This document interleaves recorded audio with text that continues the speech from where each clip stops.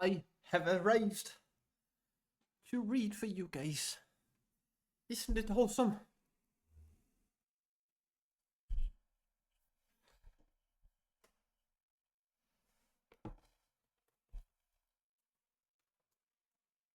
Yeah. I need to figure out another way to have my mouse.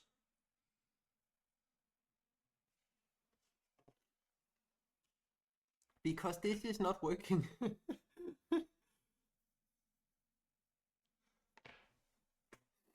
Yeah.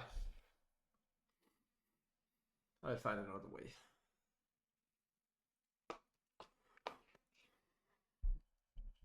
So yes, today will be the second last chapter of the Lord of the Rings.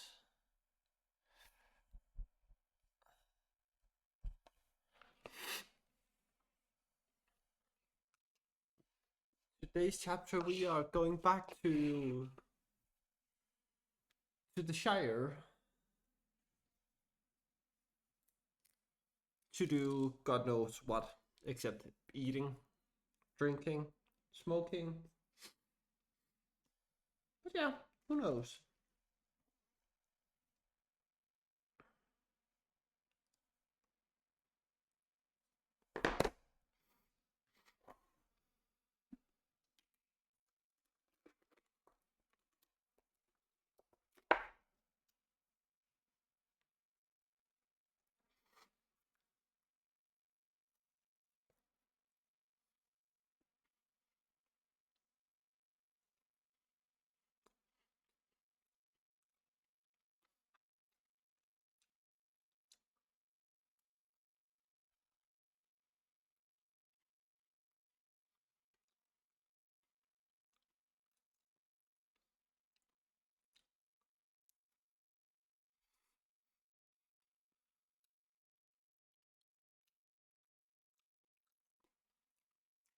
Num num.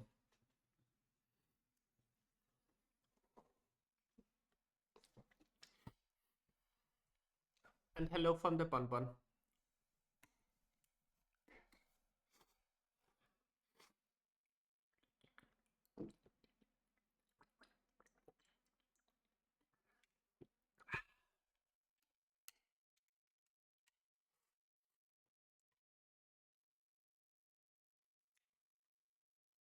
Mm.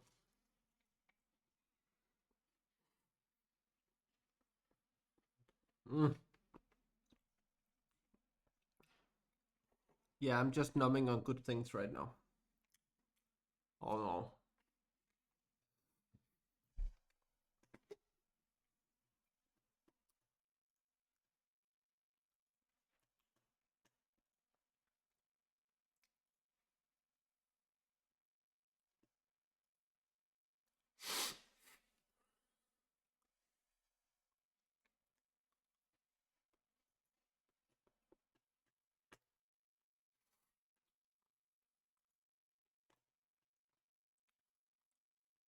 So, our precious mod. Oh, nice. What did you get? What did you get? Get.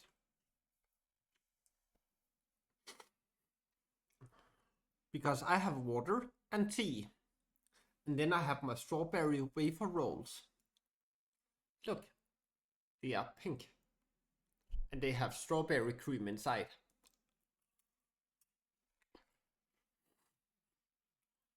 Nice, Leo. Nice.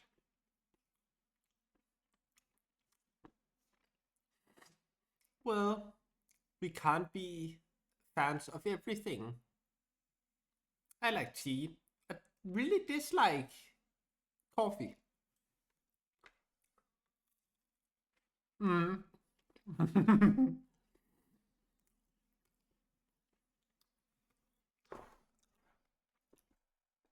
Very yummy, but not very good for you.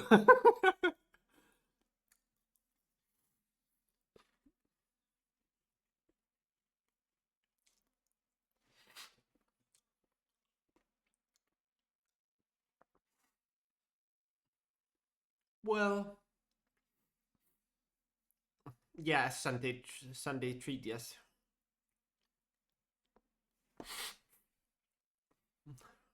Well, I will say I feel this kind of the same when people are saying, "Do you want to grab a cup of coffee?" And I'm looking at them. No, thank you. I would like a cup of tea. Hi V. Hi from Bon Bon. Hi.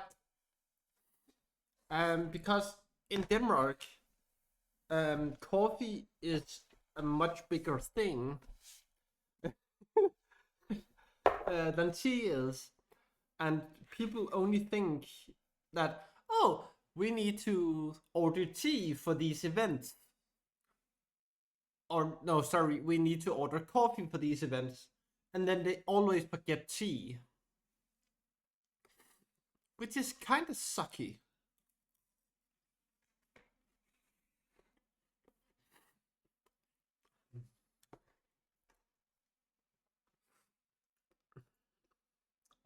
But you guys need to see what I have made for me and Laura, or Magic Silver. I have made these.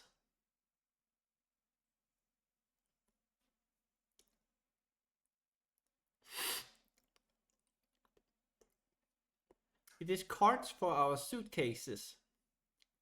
This one is mine. No, this is laser cut and laser engraved. And this is for Laura. With a hobbit on. So it has name, address, phone number, and emergency contact.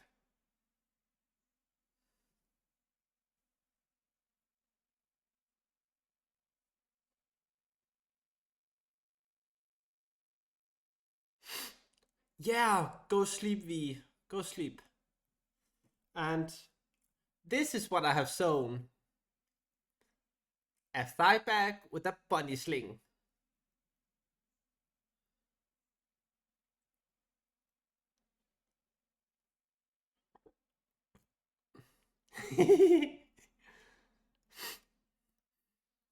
Isn't it nice?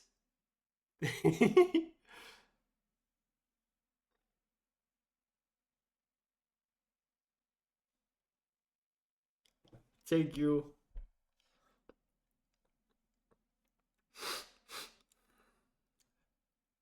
And then I just ordered a new book from, because of people who have supported me through subs and donations and biddies and such things.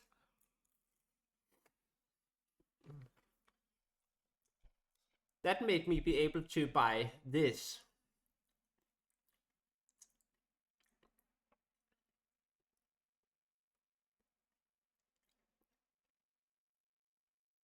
Isn't it pretty?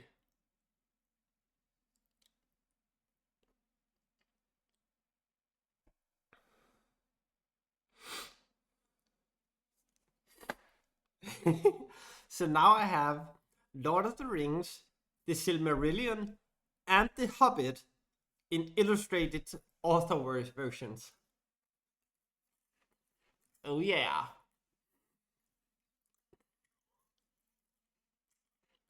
Hmm.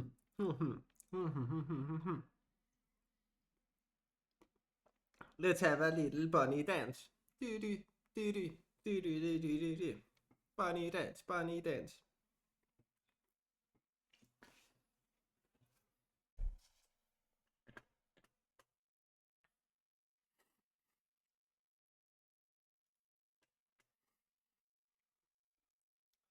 So yes, thank you to the people who have been able to support me financially to buy these books.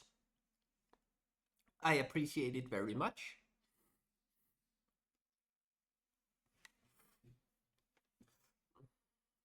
Because the stream time when we are done with The Lord of the Rings will change because I'm going to New Zealand after next week.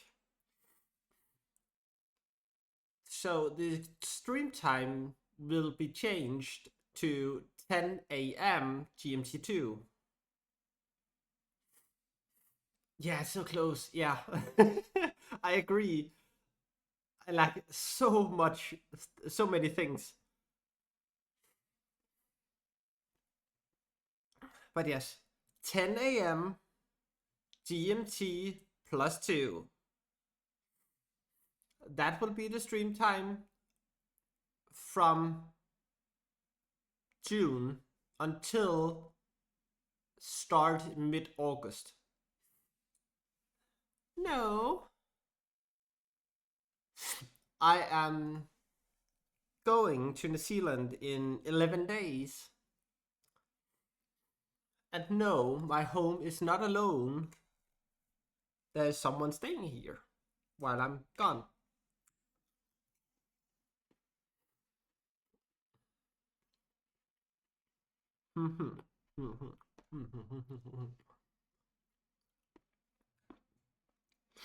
I wish, Noxus. I wish.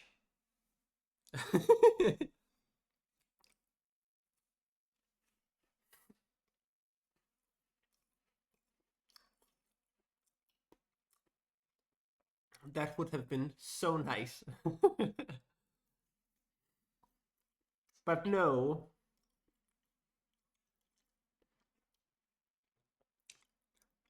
I have to have my exam at the 4th of June before I can go anywhere.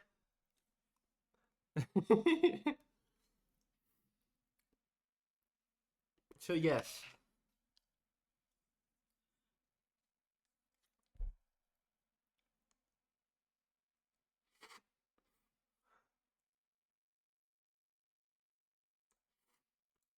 Noxus, did you also see the travel cards I had made? Can't remember if I didn't upload those.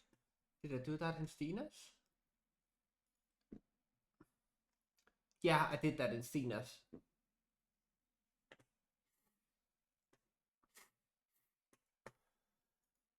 Yeah.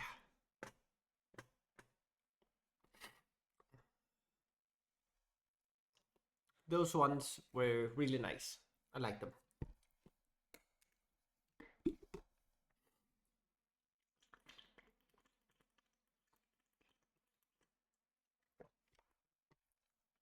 So, the last stream in New Zealand will, funnily enough, also be my birthday stream.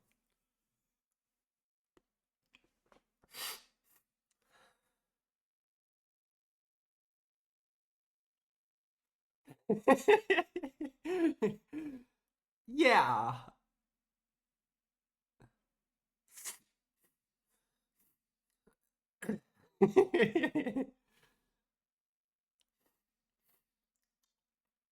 Yeah, it would be kind of weird if we had the same name.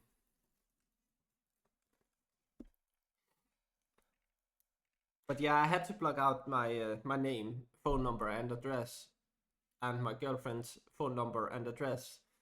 So we did. So I didn't dox us both.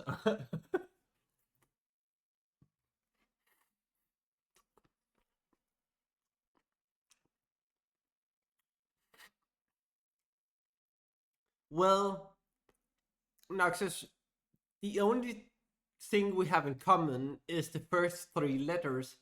Hi, Jinban. Hi. Welcome in. Bon says hi. Hi. Oh, 2 seconds. 2 seconds. I'll be right back.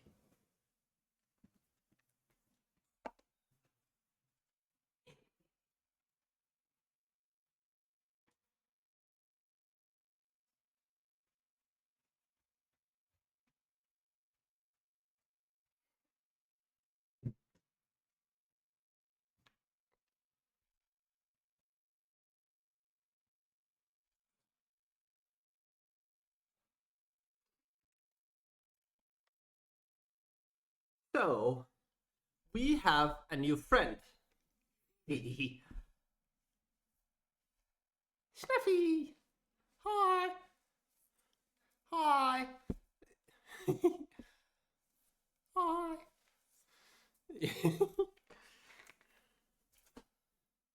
It's Snuffy, not Stuffy. Snuffy. Snuff, snuff.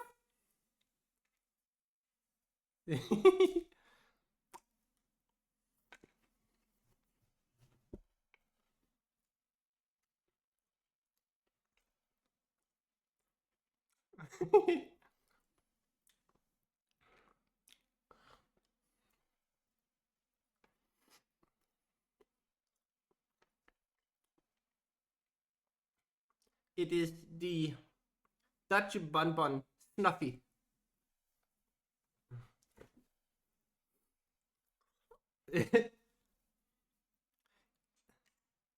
It's like this.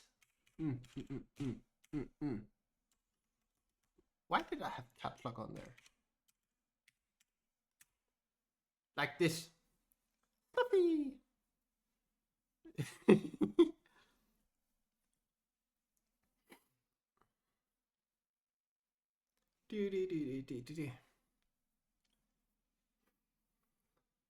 So, Snuffy has been here since I went home from the Netherlands.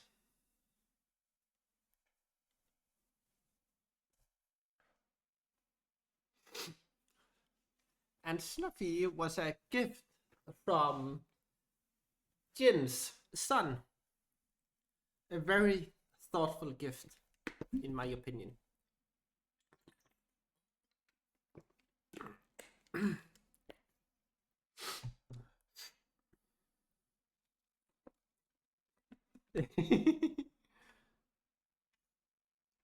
Awesome. Yeah, I'm really happy with it.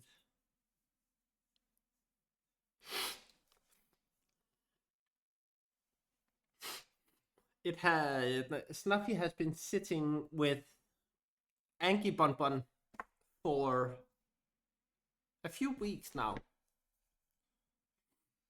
Like 2 weeks and a couple of days.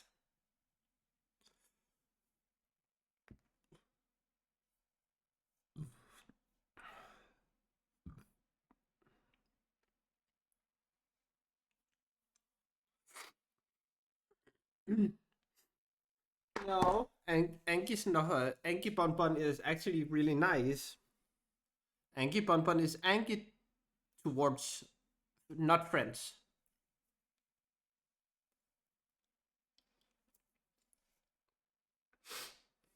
So all friends like Snuffy, Anki Bonbon protects. Yes.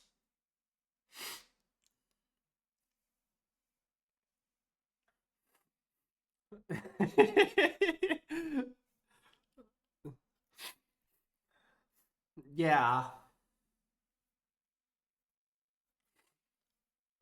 I actually find it funny because there wasn't really much complaining when I was there.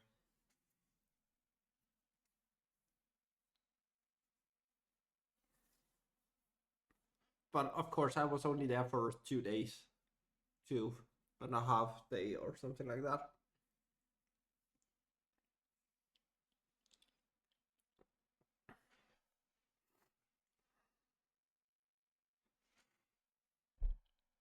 But it was a nice weekend. Almost.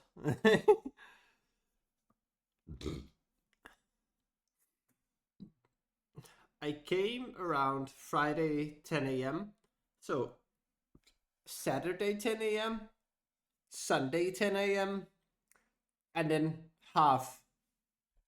So yes, 2.5 days.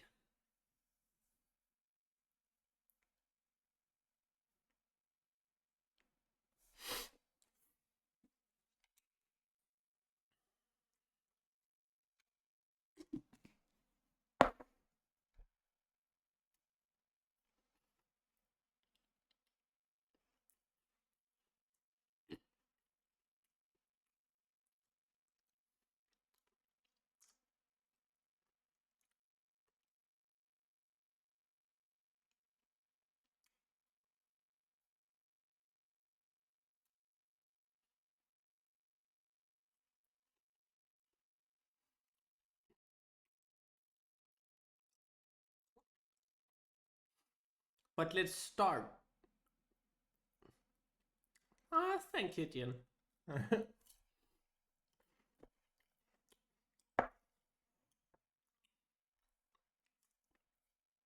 So let's start with some art appreciation. And after that, my social medias. Can you remember the commands, Jen?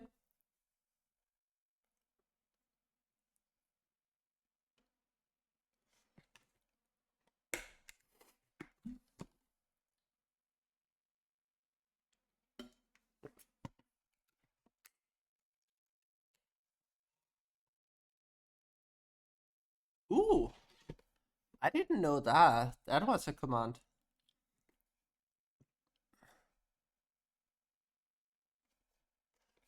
Interesting. Ooh, we also have quotes. That's nice.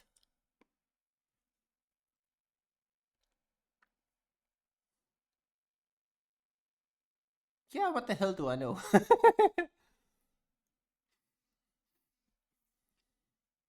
Mm.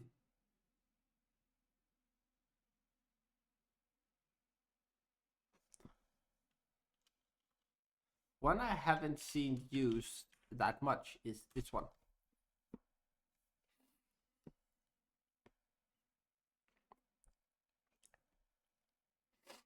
Then you can welcome new followers. Then just tag them.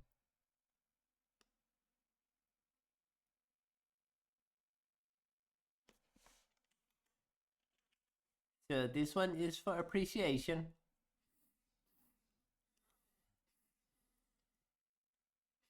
Because these are the lovely people who have made all of the art for my stream.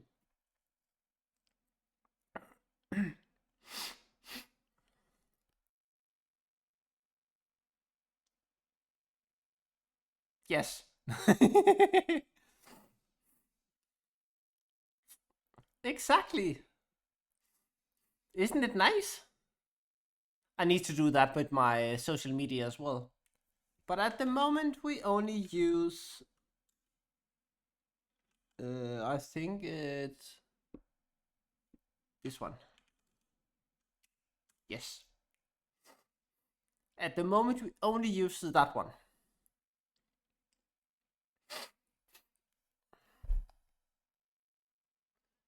And of course, if people like would like their own bun things, you can go to my fourth wall and get some stuff. Stuff. And then you can support me in getting more books, as I have just bought today. Right. Because today we have bought the illustrated version by Tolkien himself of The Hobbit.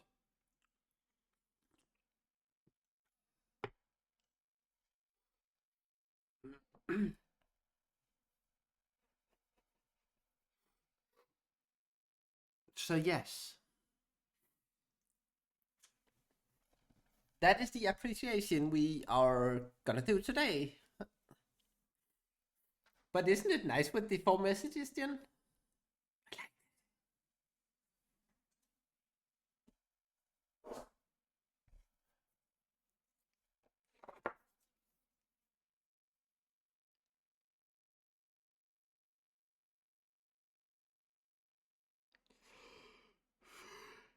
Yeah.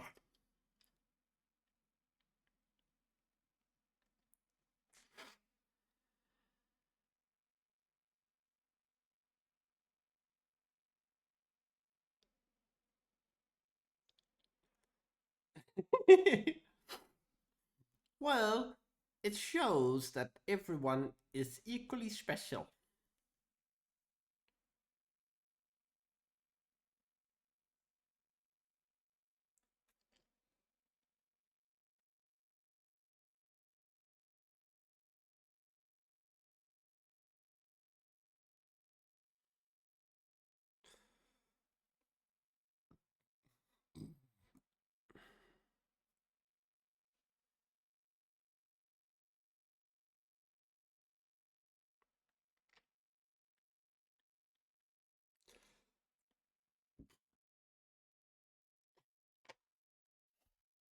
Or at least I think it do, or it does.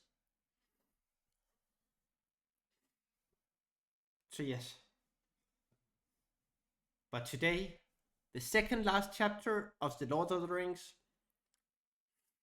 And yes, I know there is a lot left, but the rest is appendixes. And I'm not gonna read the appendixes.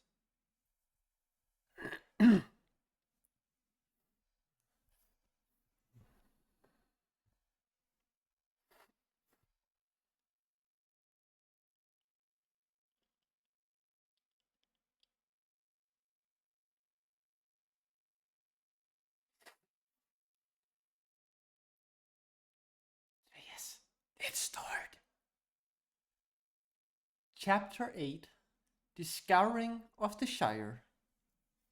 It was after nightfall when, wet and tired, travelers came at last to the Brandywine, and they found the way barred.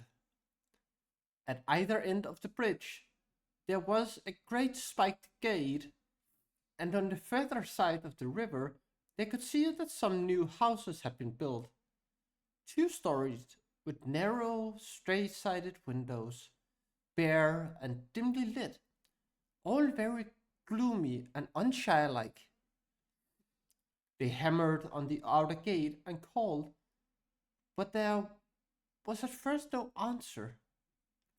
And then, to their surprise, someone blew a horn, and the lights in the windows went out. A voice shouted in the dark, "Who's that? Be off! You can't come in. Can't you read the notice? No admittance between sundown and sunrise?" "Of course we can't read the notice in the dark," Sam shouted back. "And if hobbits of the Shire are to be kept out in the wet on a night like this, I'll tear down your notice when I find it." At that a window slammed, and a crowd of hobbits with lanterns poured out of the house on the left. They opened the further gate, and some came over the bridge. When they saw the travelers, they seemed frightened. "Come along," said Merry. "Recognize one of the hobbits? If you don't know me, Hayward, you ought to. I am Merry Brandybuck, and I should like to know what all this is about, and what a Bucklander like you is doing here." "You used to be on the Haygate." "Bless me, it's Master Merry, to be sure, and all dressed up for fighting," said old Hob. "Why, they said you was dead." "Lost in the old forest by all accounts. I am pleased to see you alive after all. Party business has only been at back end, where we do not want to see anyone else."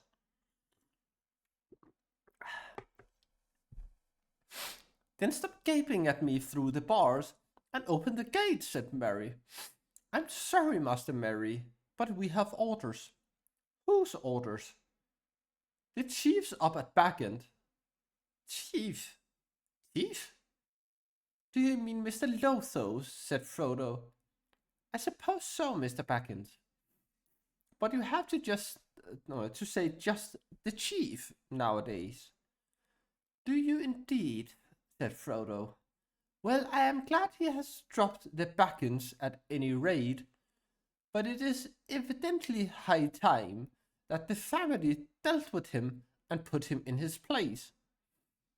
A hush fell on the hobbits beyond the gate. "It won't do no good talking that way," said one. "You'll get to hear of it, and if you make so much noise, you'll wake the chief's big man."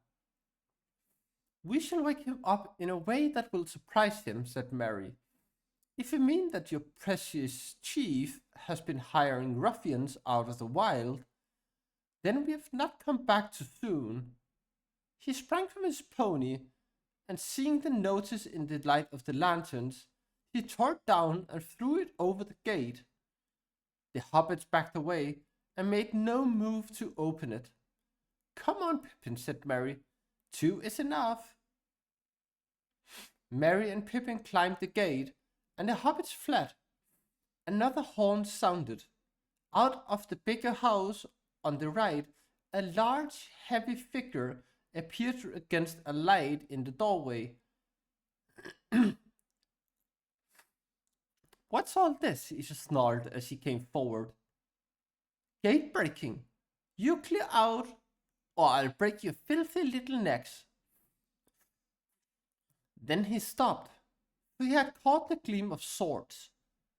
Bill Fernie, said Mary, if you don't open that gate in 10 seconds, you'll regret it. I shall set steel to you if you don't obey.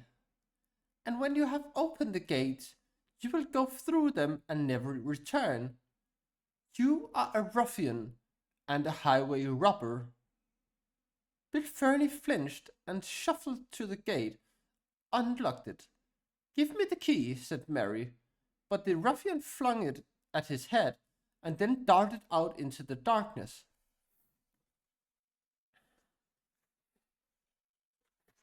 As he passed the ponies, one of them let fly with his heels and just caught him as he ran. He went off with a yelp into the night and was never heard of again. Neat work, Bill, said Sam, meaning the pony. So much for your big man, said Mary. We'll see the chief later. In the meantime, we want lodging for the night, and as you seem to have pulled down the bridge inn and built this small place instead, you have to put us up. I'm sorry, Mr. Murray, said Hop, but it isn't allowed. What isn't allowed?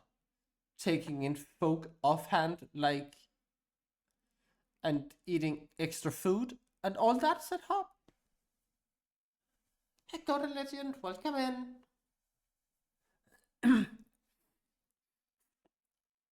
What's the matter with the place? Said Mary. Has it been a bad year or what? I thought it had been a fine summer and harvest. Well, no. The year's been good enough, said Hop. We grows a lot of food, but we don't rightly know what becomes of it. It's all these gatherers and sharers, I reckon, going round counting and measuring and taking off to storage. They do more gathering than sharing, and we never see most of the stuff again. Oh, come, said Pippin, yawning.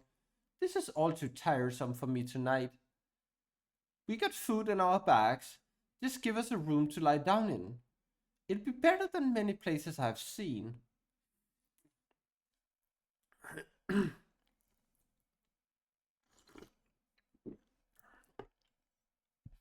The hobbits at the gate still seemed ill at ease. Evidently some rule or other was being broken, but there was no gainsaying for such masterful travellers, all armed, and 2 of them uncommonly large and strong looking. Frodo ordered the gates to be locked again. There was some sense at any rate in keeping a guard. Wild ruffians were still about. Then the 4 companions went into the Hobbit guard house and made themselves as comfortable as they could. It was a bare and ugly place, with a mean little grate that would not allow a good fire.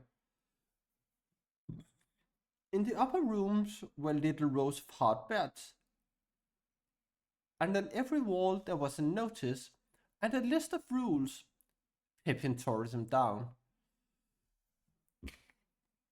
There was no beer and very little food, but with what the travellers brought and shared out, they all made a fair meal, and Pippin broke Rule 4 by putting most of the next day's allowance of wood on the fire.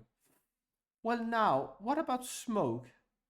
While you tell us what has been happening in the Shire, he said. There isn't no pipeweed now, said Hop. At least only for the chief's men. All the stock seemed to have gone. We heard the wagon loads of it went away down the old road out of the south farthing over Sand Fort way. That would be the end of last year. after you left. But it had been going away quietly before that, in a small way. That Lotho. Now you shut up, Hop Hayward, cried several of the others. You know, talk of that sort isn't allowed. The chief will hear of it, and we will all be in trouble. He wouldn't hear naught. If some of you weren't of you here weren't sneaks, rejoined Hop hotly. All right, said Sam. That's quite enough. I don't want to hear no more. No welcome, no beer, no smoke, and a lot of rules and orc talk instead. I hope to have a rest, but I can see there's work and trouble ahead.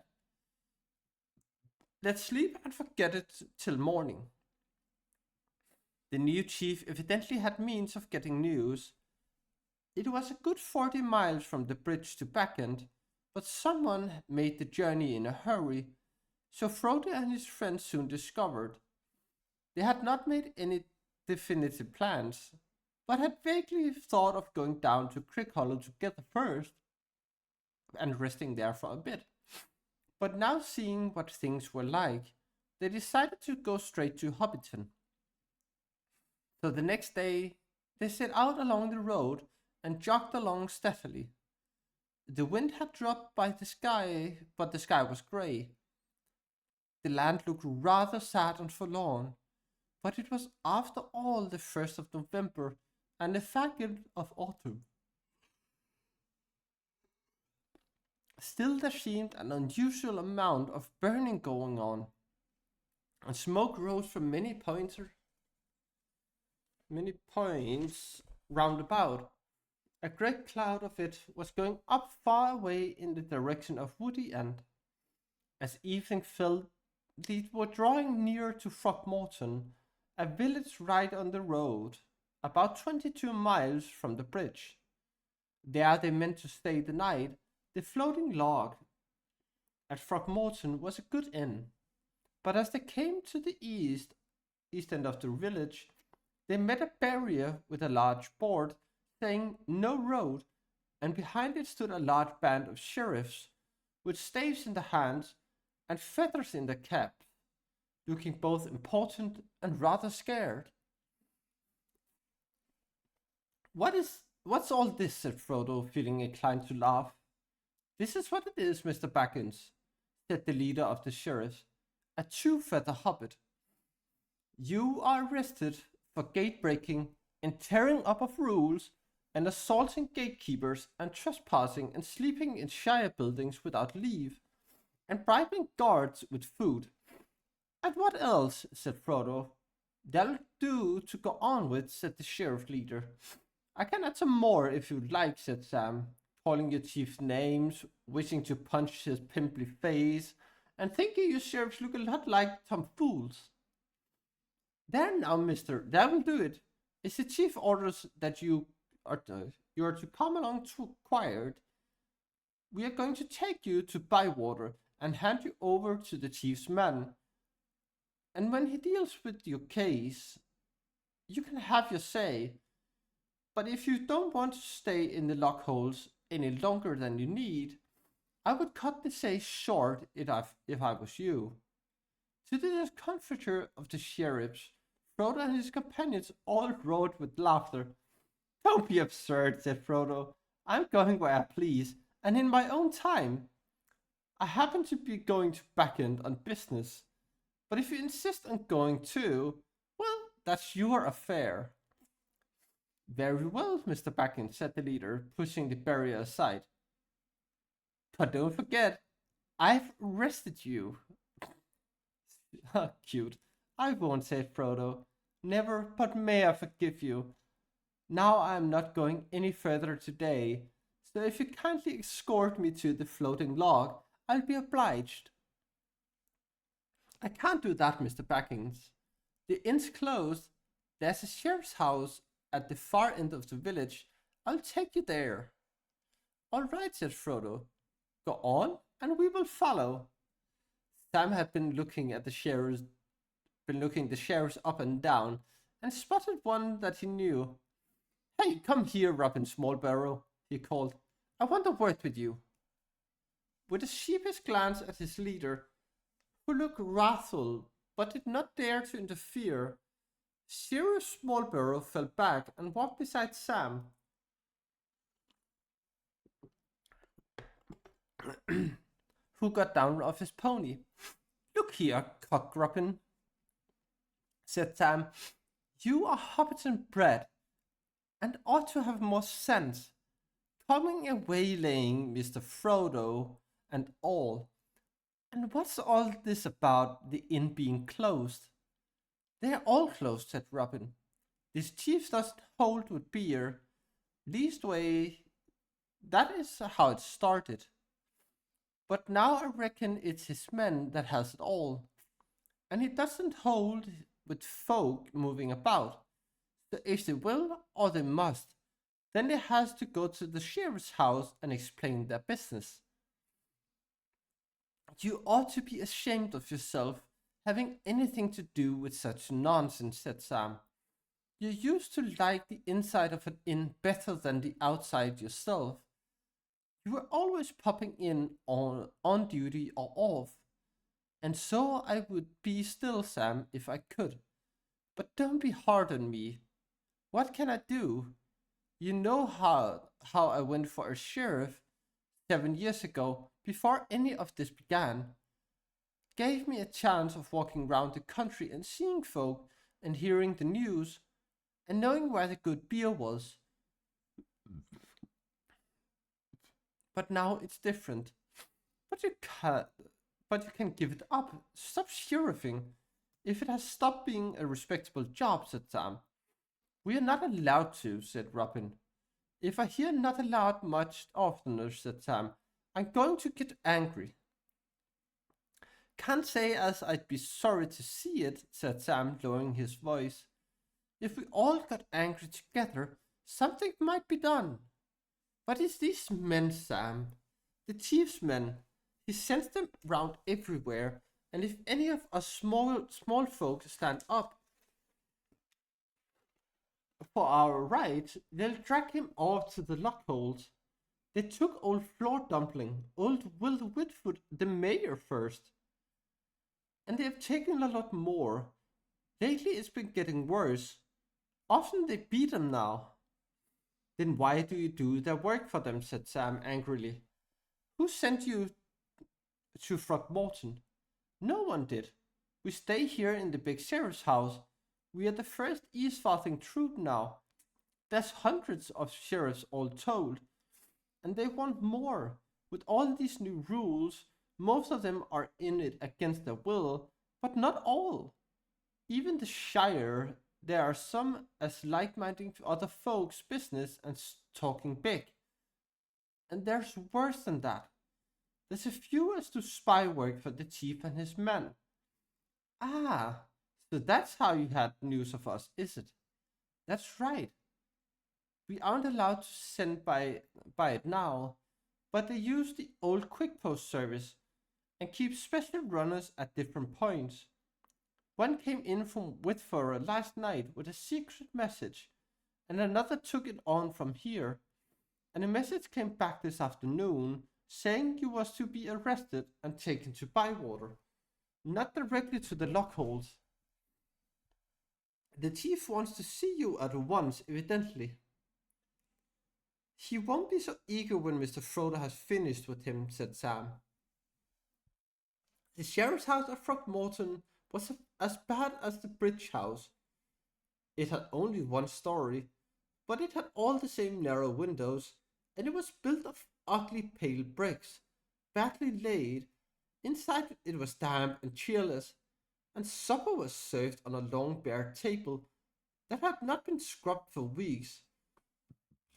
The food deserved no better setting.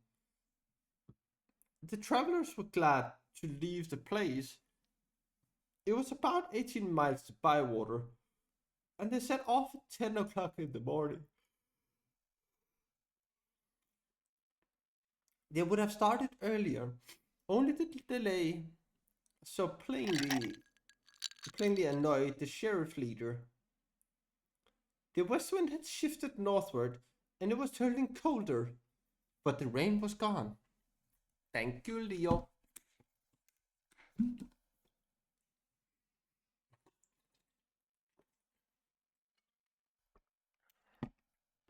Yes.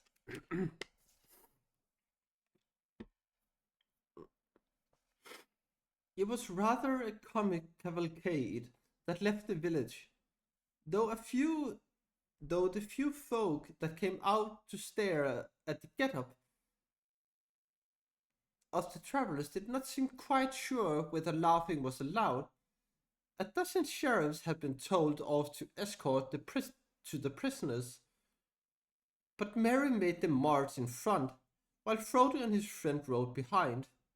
Merry, Pippin, and Sam sat in at the ease, laughing and talking and singing, while the sheriff stomped along trying to look stern and important. Frodo, however, was silent and looked rather sad and thoughtful. I will when we get ads. That's time I take a little break and gather some more beverages and take a little rest. The last person that passed was a sturdy old gaffer clipping a hedge. Hello, hello, he jeered. Now who's arrested who? Two of the sheriffs immediately left the party and went out towards him. Leader, said Mary, order your fellows back to their places at once, if you don't want me to deal with them. The two hobbits, at a sharp word from the leader, came back sulkily. Now get on, said Mary, and after that the travellers saw to it that the ponies' pace was quick enough to push the sheriffs along as fast as they could go.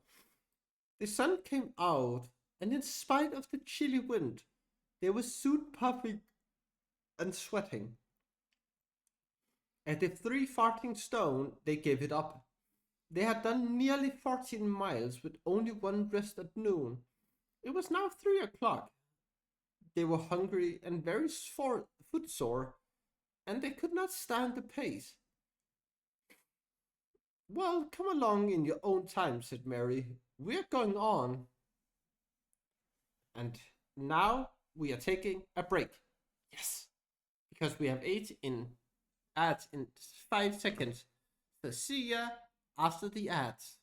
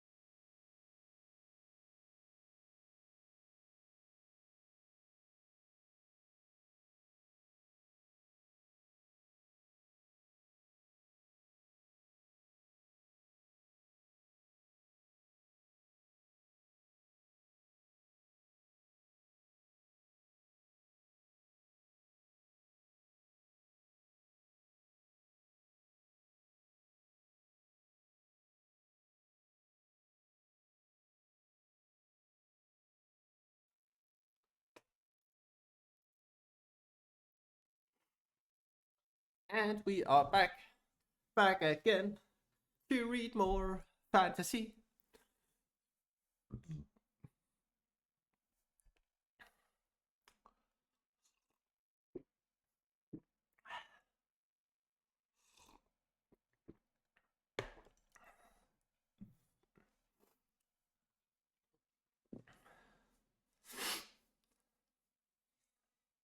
So yes.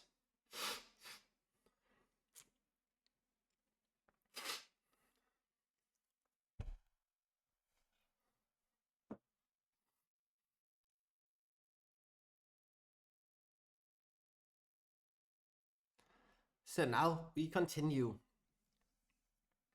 Goodbye, Cockropin, said Sam. I'll wait for you outside the Green Dragon, if you haven't forgotten where that is. Don't dawdle on the way. You're breaking a rest, that's what you're doing, said the leader ruefully. And I can't be answerable. We shall break a good many things yet, and not ask you to answer, said Pippin.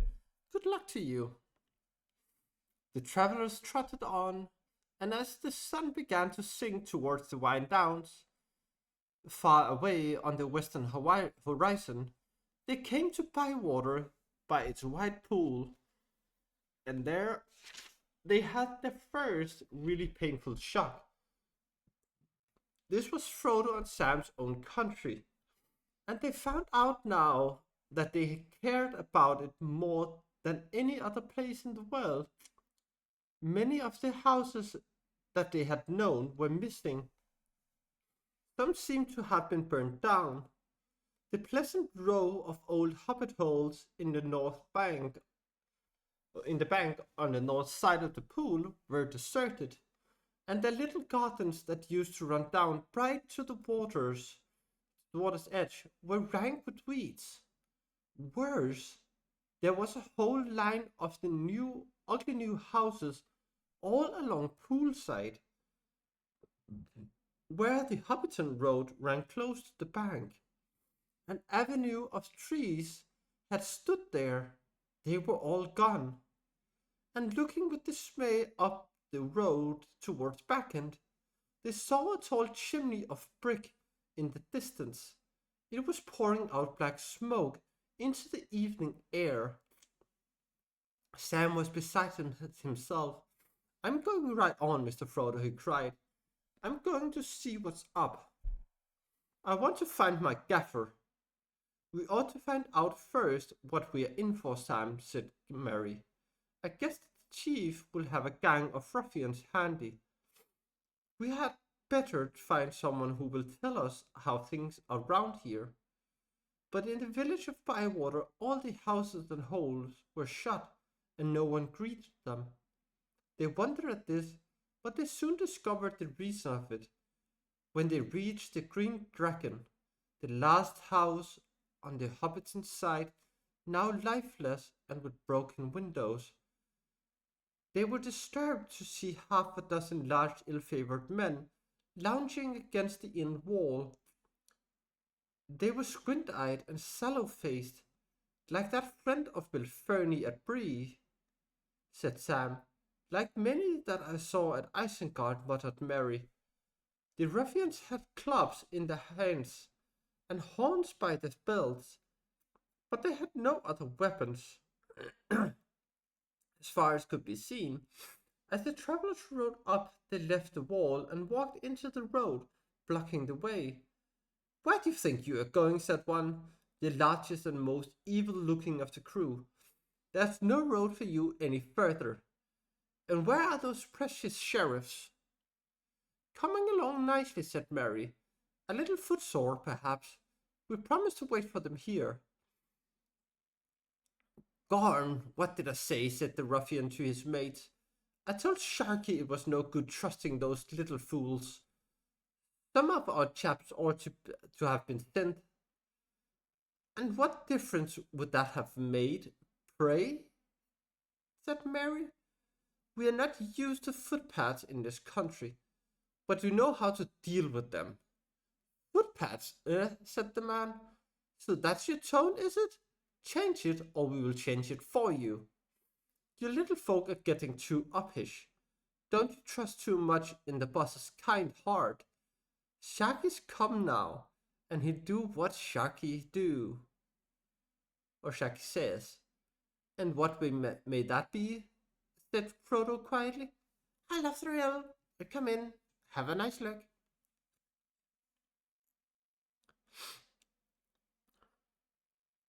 You need a bigger boss, and you'll get one before the year is out. If there's any more trouble, then you'll learn a thing or two, you little rat folk. Indeed. I'm glad to hear of your plans, said Frodo. I'm on my way to call on Mr. Lotho, and he may be interested to hear of them too. The ruffian laughed. Lotho, he knows all right, don't you worry. He'll do what Sharky says. Because if a boss gives trouble, we can change him.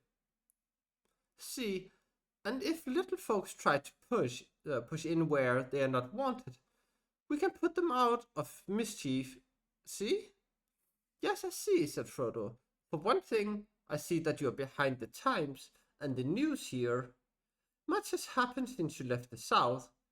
Your day is over and all other ruffians. The Dark Tower has fallen, and there is a king in Gondor, and Isengard has been destroyed, and your precious master is a beggar in the wilderness. I passed him on the road. The king's messengers will ride up the greenway now, not bullies from Isengard. The man stared at him and smiled. A beggar in the wilderness, he mocked. Oh, is he indeed? Swagger it, my little cockawhoop. But that won't stop us living in this fat little country where you have lazed long enough. And he snapped his fingers in Frodo's face. King's messengers, that for them. When I see one, I will take notice, perhaps. This was too much for Pippin.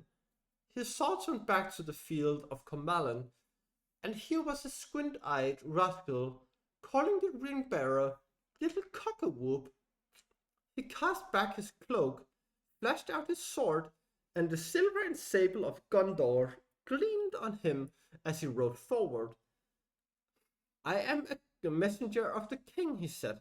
You're speaking to the king's friend, and one of the most renowned in all of the land of the west. You are a ruffian and a fool. Down on your knees in the road and ask pardon, or I will set this troll's bane on you. The sword glinted in the westering sun. Merry and Sam drew their swords also and rode up to support Pippin, but Frodo didn't move. The ruffians gave back, scaring Breland peasant, and bullying bewildered hobbits had been their work. Fearless hobbits with bright swords and grim faces were a great surprise. And there was a note in the voices of these newcomers that they had not heard before. It chilled them with fear. Go, said Merry. If you trouble this village again, you will regret it. The three hobbits came on, and then the ruffians turned and fled, running away up the Hobbiton road, but they blew their horns as they ran.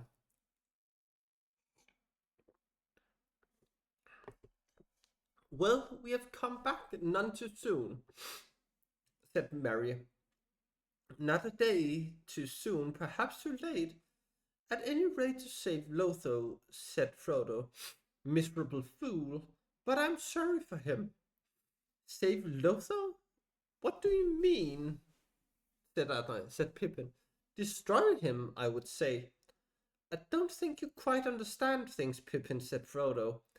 Lotho never meant things to come to this pass. He has been a wicked fool, but he's caught now. The ruffians are on top, gathering, robbing, and bullying, and running or ruining things as they like in his name, and not in his name even for much longer. He's a prisoner in Backend now, I expect, and very frightened. We ought to try and rescue him. Well, I'm staggered, said Pippin.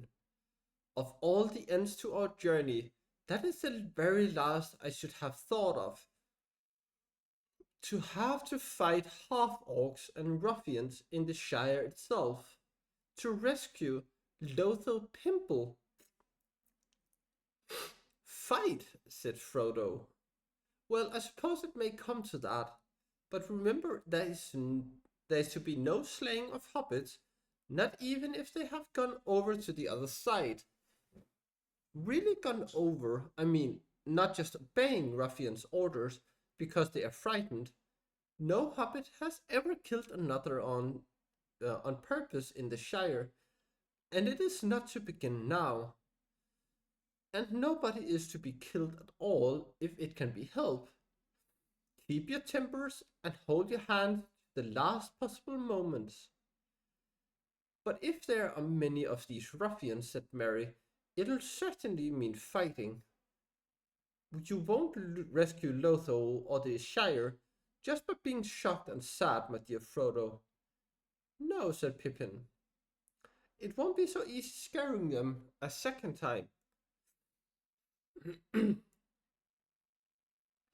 They were taken by surprise. You heard that horn blowing? Evidently there are other ruffians near at hand. They'll be much bolder when there are more of them together. We ought to think of taking cover somewhere for the night. After all, we are only 4, even if we are armed. I have an idea, said Sam. Let's go to old Tom Cotton's down South Lane. He always was a stout fellow, and he has a lot of lads that were all friends of mine. No, said Mary, it's no good getting under cover. That is just what people have been doing, and just what these ruffians like. They will simply come down on us in force, corner us, and then drive us out or burn us in. No, we have got to do something at once. Do what? Said Pippin. Raise the Shire, said Mary. Now wake all the people. They hate all this, you can see. All of them except perhaps 1 or 2 rascals, and a few fools that want to be important, but don't at all understand what is really going on. But Shire folk have been so comfortable for so long, they don't know what to do. They just want a match, though, and they'll go up into fire. The chief's men must know that.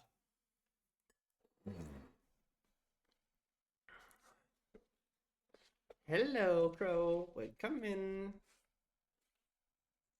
They'll try to stamp on us and put us out quick.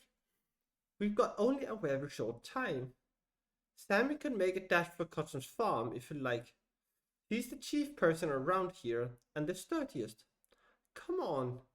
I'm going to blow the horn of Rohan and give them all some music they have never heard before. And this bunny says hi. It's very lovely to have you here.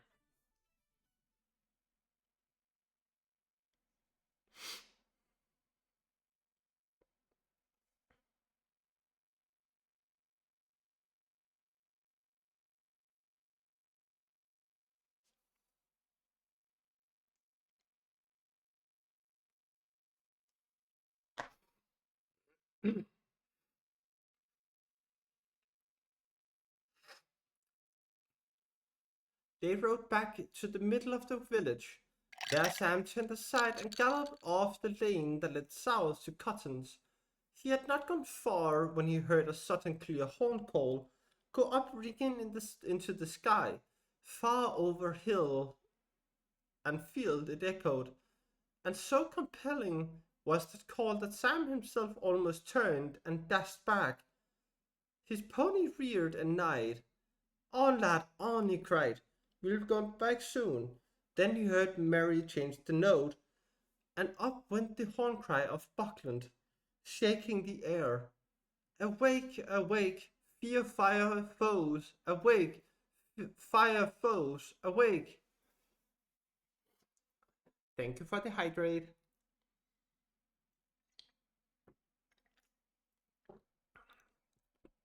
Hydration is important, and so is self-care. Eh.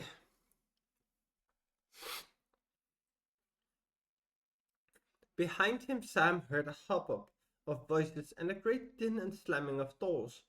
In front of him, light sprang out in the gloaming.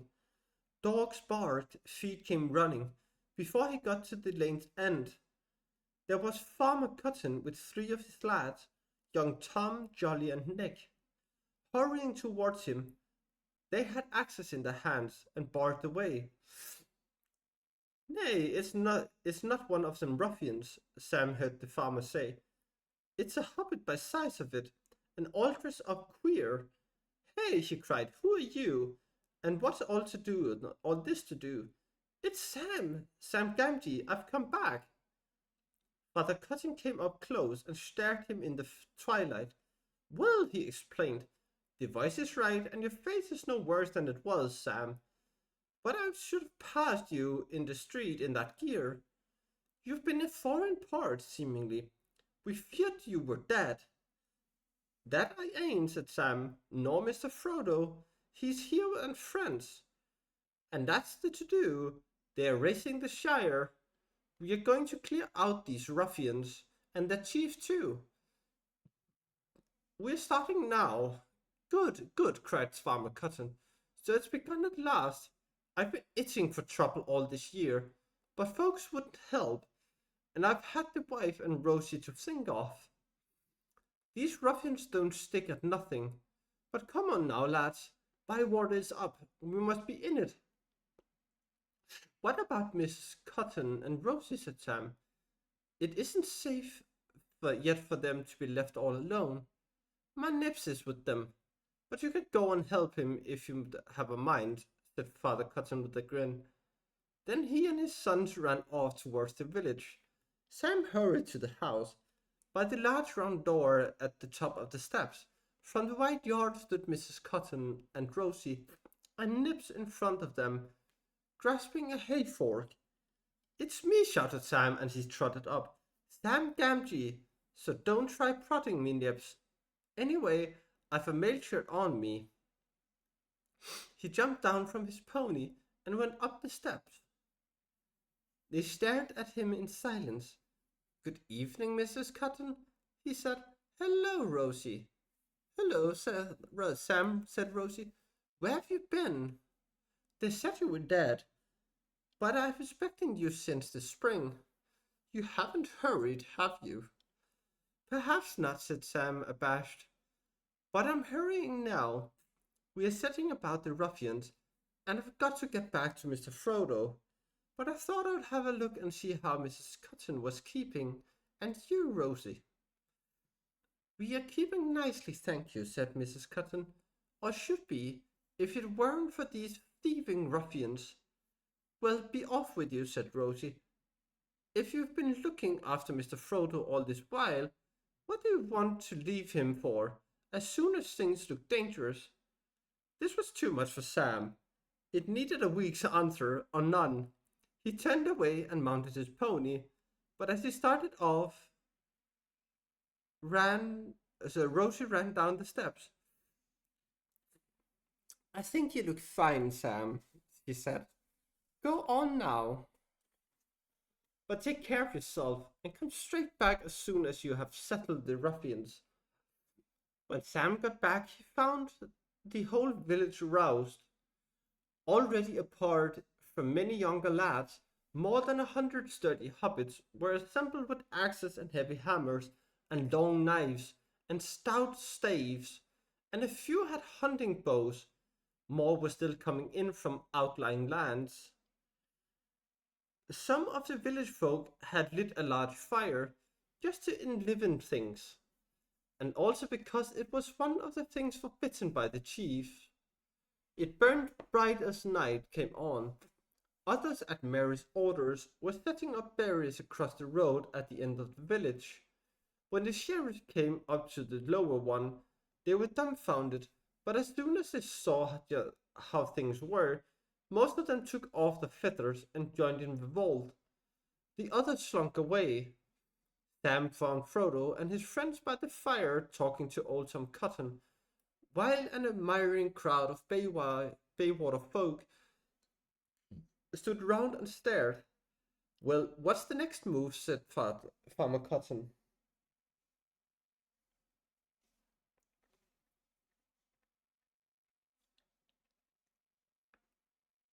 Okay, I have lost it.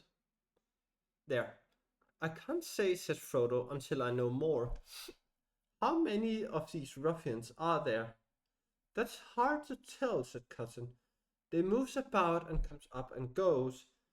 There's some 50 of them in their sheds up Hobbiton way, but they go out from there rowing round, thieving or gathering, as they call it. Still seldom less than a score round the boss, as they names him. He's at back end, or was, but he don't go outside the grounds now. No one's seen him at all. In fact, for a week or two, but the men don't let no one go near. Hobbiton's not the only place, is it? Said Pippin. No, more's the pity, said Cotton. There's a good few down south in Longbottom and by Sarn Ford, I hear, and some more lurking at the woody end, and they've sheds of waymeat.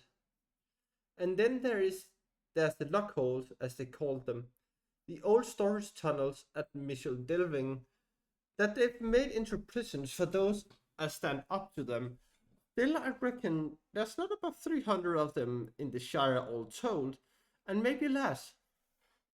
We can master them if we stick together.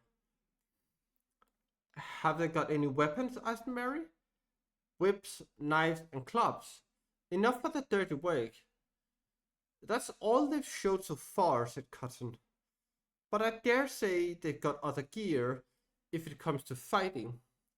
Some have bows anyway. They've shot one or two of our folk. There you are, Frodo, said Mary. I knew we should have to fight. Well, they started the killing.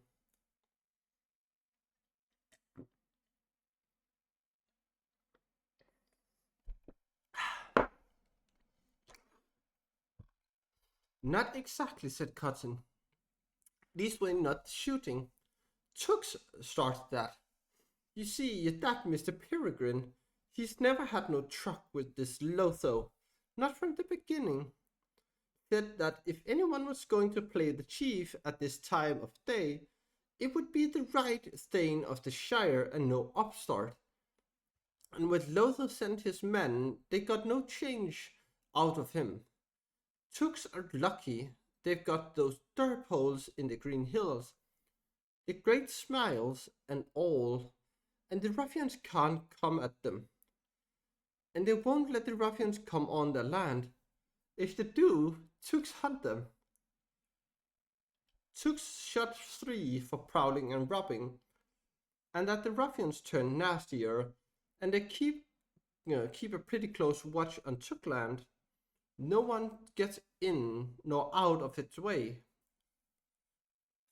Good for the Tooks, cried Pippin. But someone is going to get in again now. I am off to the Smiles. Anyone coming with me to Tuckborough? Pippin rode off with half a dozen lads on ponies. See you soon, he cried. It's only 14 miles or so over the fields. I'll bring you back an army of Tooks in the morning. Mary blew a horn call after them as they rode off into the gathering night.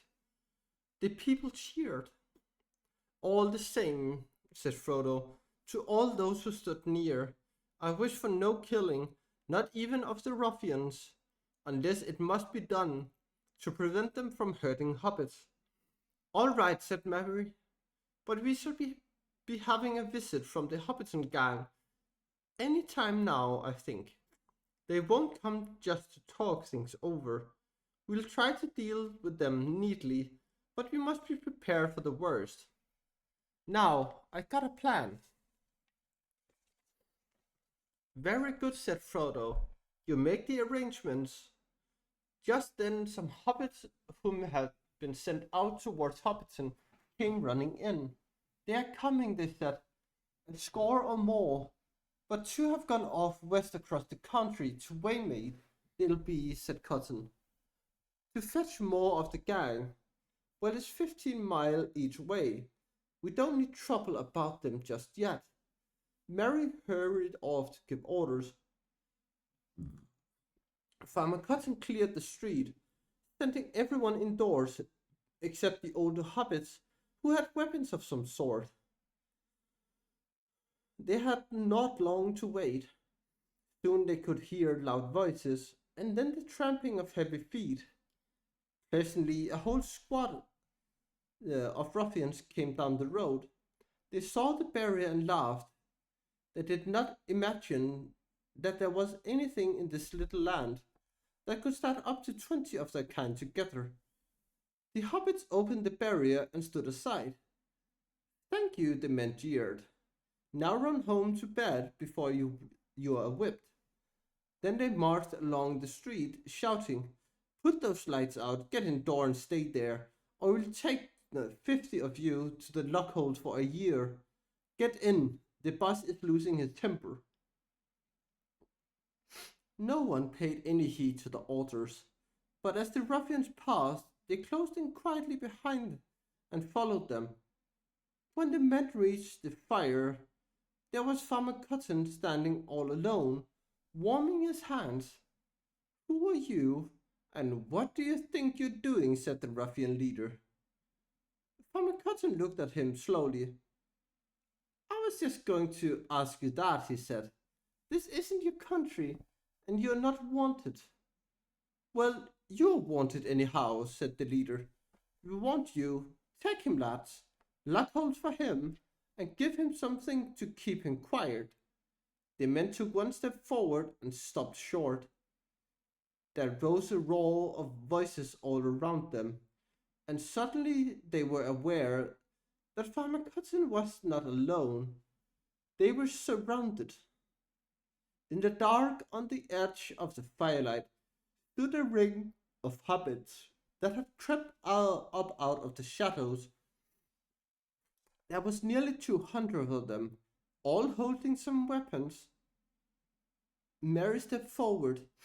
We have met before, he said to the leader, and I want you not to come back here. I warn you again, you're standing in the light and you're covered by archers. If you lay a finger on this farmer or anyone else, you will be shot at once. Lay down any weapons you have. The leader looked around. He was trapped, but he was not scared. Not now, with a score of his fellows to back him.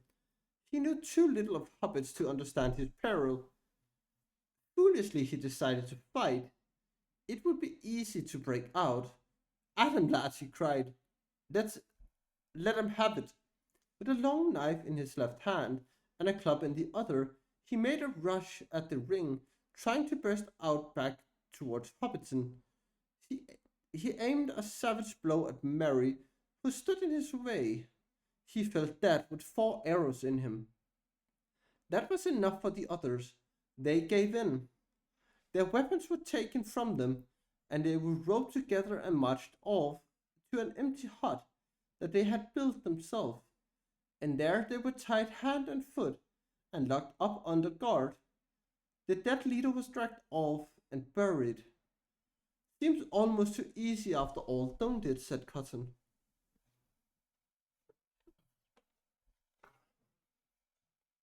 I said we could master them, but we needed a call. You came back in the nick of time, Mr. Merry. There's more to be done still, said Merry. If you're right in your reckoning, we haven't dealt with a scythe of them.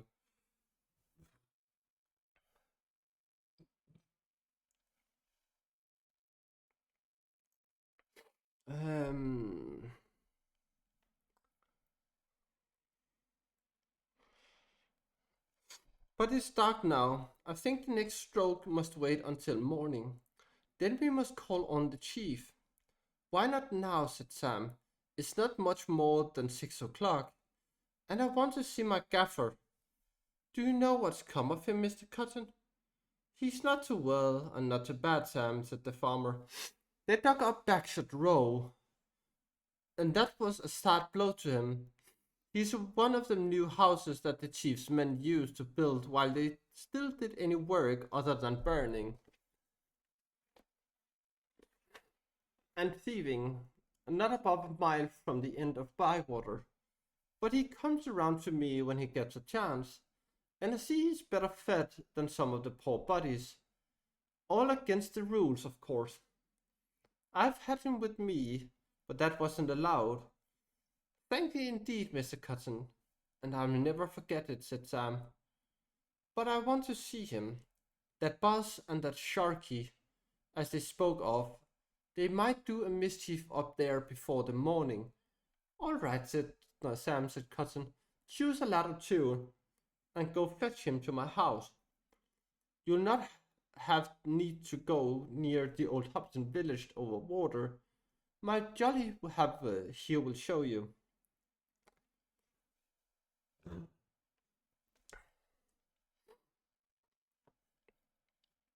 Sam went off. Mary arranged for lookouts around the village, and guards at the barriers during the night. Then he and Frodo went off with Farmer Cotton.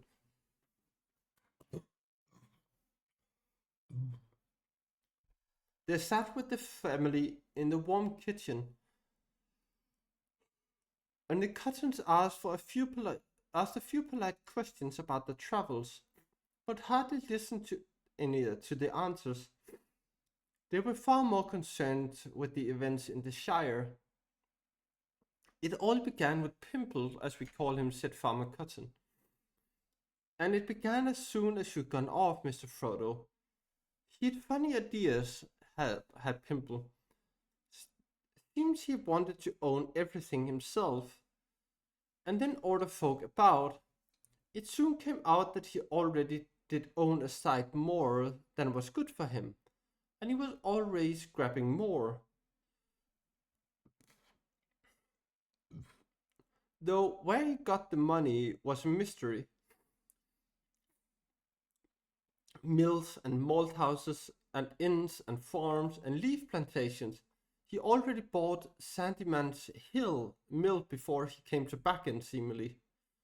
Of course he started with a lot of property in the South Farthing, which he had from his dad, and it seems he's been selling a lot of the best leaf and sending it away quietly for a year or two.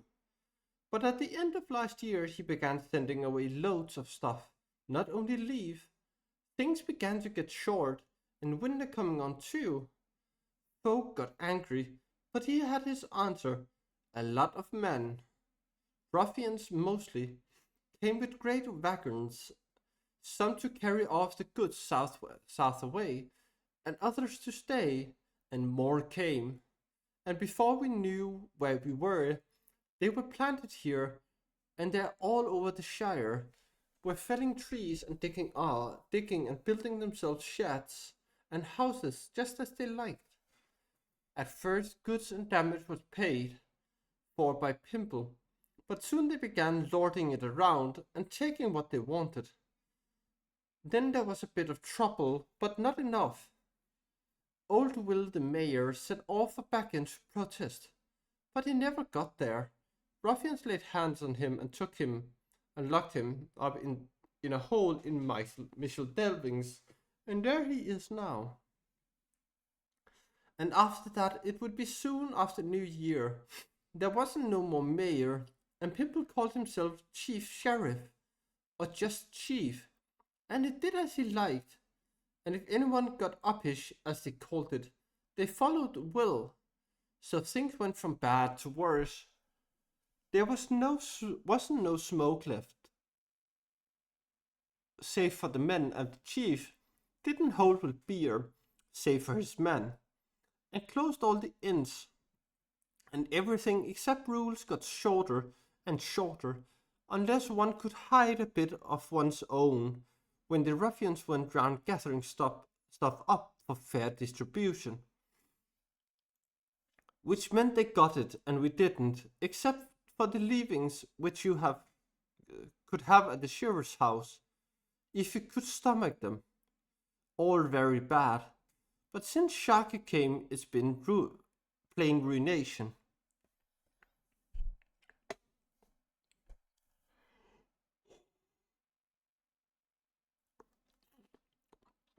Who is this Sharky? Said Mary.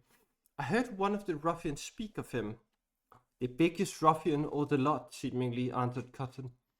It was about last harvest, end of September maybe, that we first heard of him. We've never seen him, but he's up at Backend, and he's the real chief now, I guess. All the ruffians do what he says, and what he says is mostly hack, burn, and ruin. Now it's come to killing. There's no longer even any bad sense in it. They cut down trees and let them lie. They burn houses and build no more. Take Sandyman's mill now. Pimple knocked it down almost as soon as he came to Backend. Then he has brought in a lot of dirty-looking men to build a larger one and fill it full of wheels and outlandish contraptions. Only that fool Ted was pleased by that, and he works there cleaning wheels for the men. Well, that was the miller and his own master. Pimple's idea was to grind more and faster, or so he said. He's got other mills like that. But you've got to have greased before you can grind, and there was no more for the new mill to do than for the old one. But since Sharky came, they don't grind no more corn at all. They're always a hammering and a letting out a smoke and a stench. And there isn't no peace even at night in Hobbiton. And they pour out filth a purpose. They fouled all the lower water, and it's getting down into Brandywine. If they want to make the Shire into a desert, they're going the right way about it. I don't believe that fool of a Pimple behind all this. It's Sharky, I say. That's right, put in young Tom. Why they even took Pimple's old ma, that Lobelia, and he was fond of her if no one else was. Some of the Hobbiton folk, they saw it. She comes down the lane with her old umbrella. Some of the ruffians were going up with a big cart. Where you be going, says she.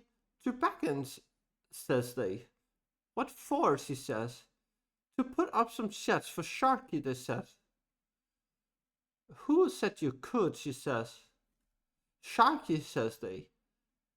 So get out of the road, old hackling. I'll give you Sharky, you dirty thiefling ruffians, says she, and off with her umbrella and goes for the leader, near twice her size. So they took her, dragged her off to the lockholes, at her age too. They took others we miss more, but there's no denying she showed more spirit than most. In the middle of this talk came Sam, bursting in with his gaffer. Old Gamgee did not look much older, but he was a little deather. Good evening, Mr. Backens, he said. Glad indeed I am to see you safe back, but I've bones to pick with you, in a manner of speaking, if I may make so bold. You didn't never ought to have a soul Backend, as I always said. That's what started all this mischief.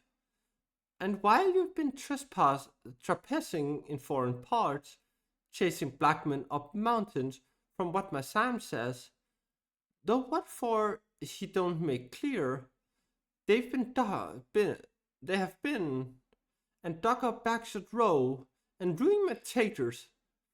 I am very sorry, Mr. Gamgee, said Frodo, but now I've come back and I will do my best to make amends. Well, you can't say fairer than that, said the gaffer.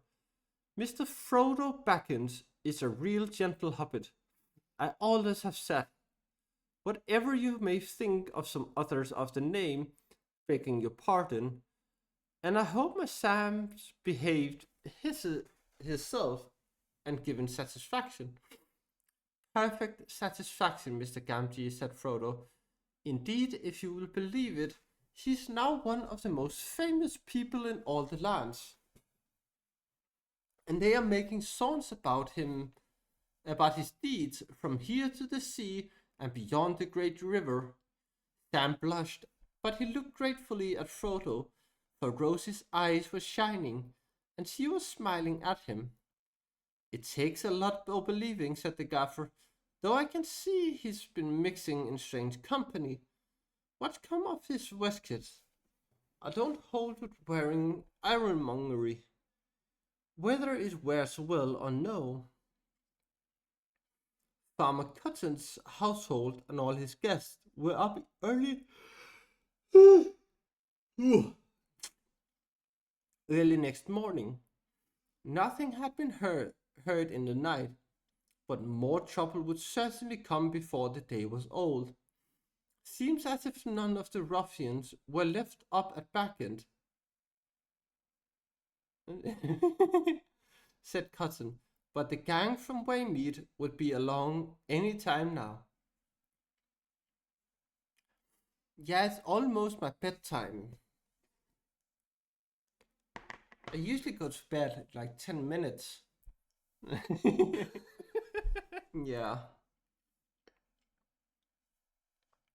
After breakfast, a messenger from the Tukland rode in. He was in high spirits.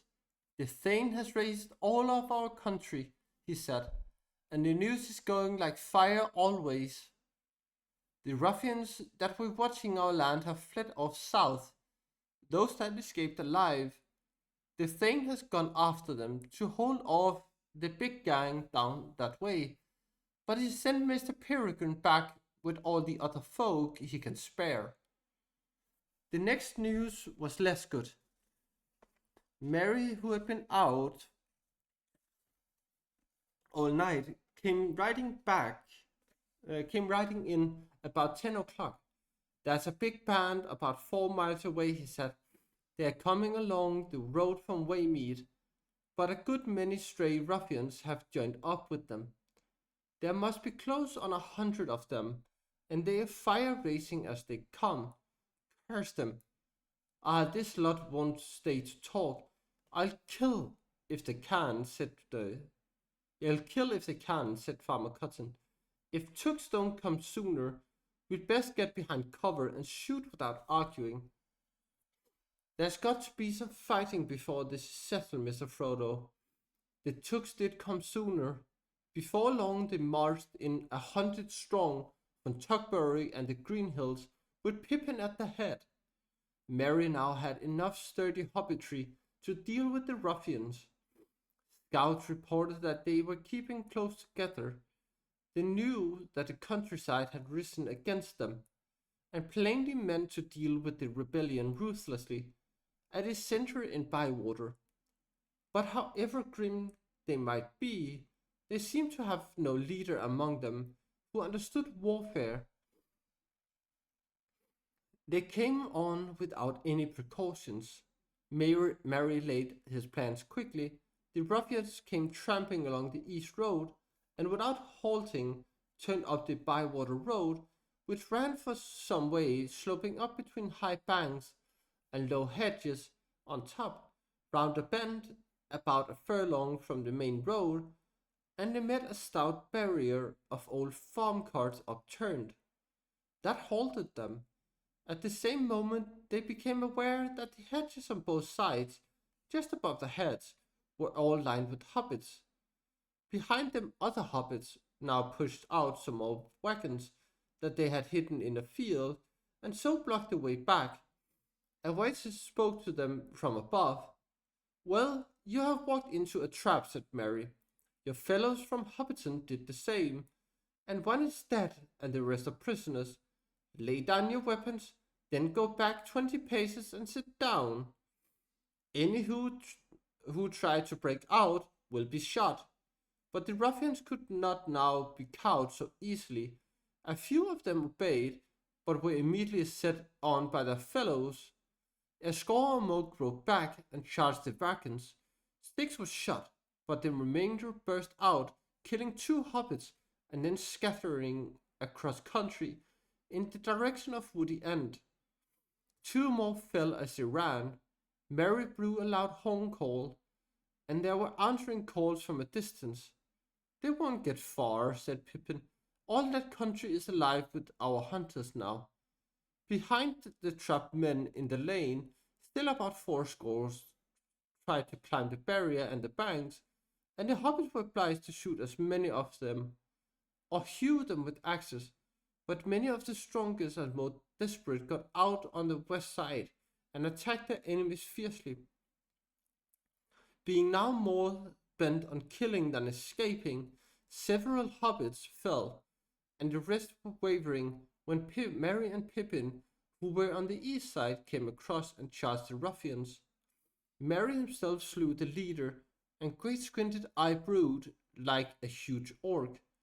Then he drew his forces off, encircling the last remnant of the men in a wide ring of archers.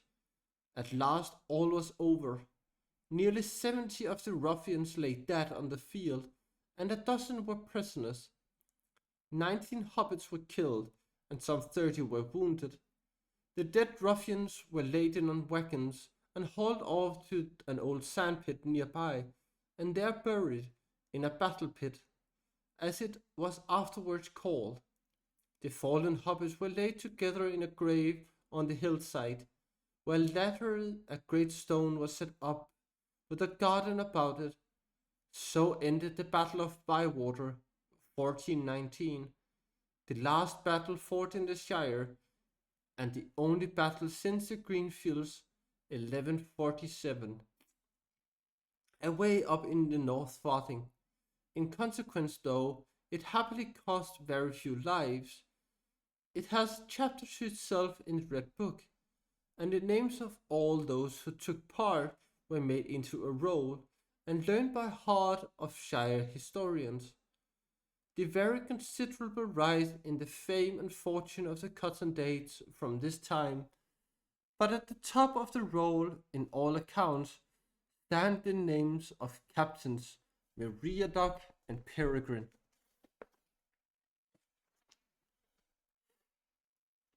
Frodo had been in the battle, but he had not drawn sword, and his chief part had been to prevent the hobbits in their wrath at their losses from slaying those of the enemies who threw down the weapons.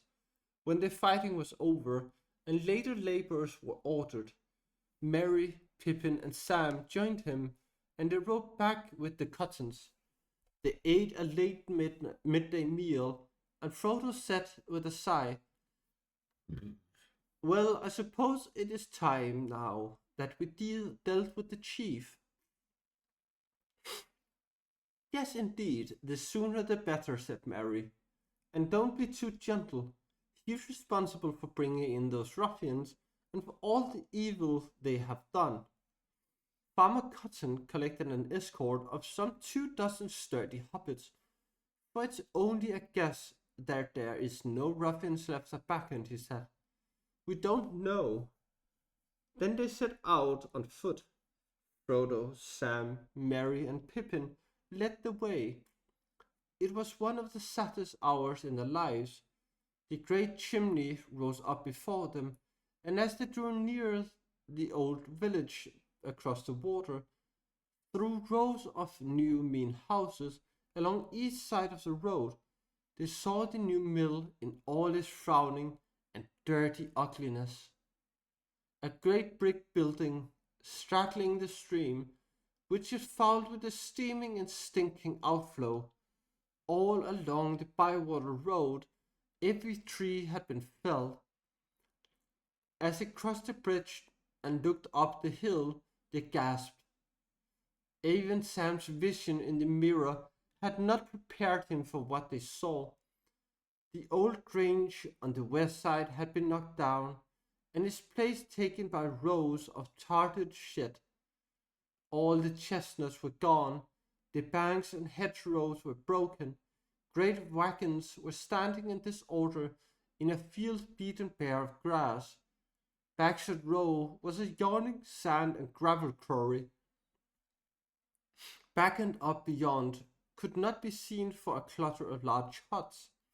"They've cut it down," cried Sam. "They've cut down the party tree. He pointed to where the tree had stood under which Billo had made his farewell speech. It was lying loved and dead in the field, and as if this was the last straw, Sam burst into tears. A laugh put an end to them. There was a surly hobbit lounging over the low wall of the mill yard. He was grimy-faced and black-handed. Don't you like it, Sam? He sneered. But you always was soft. I thought you'd gone off in all them ships you used to prattle about.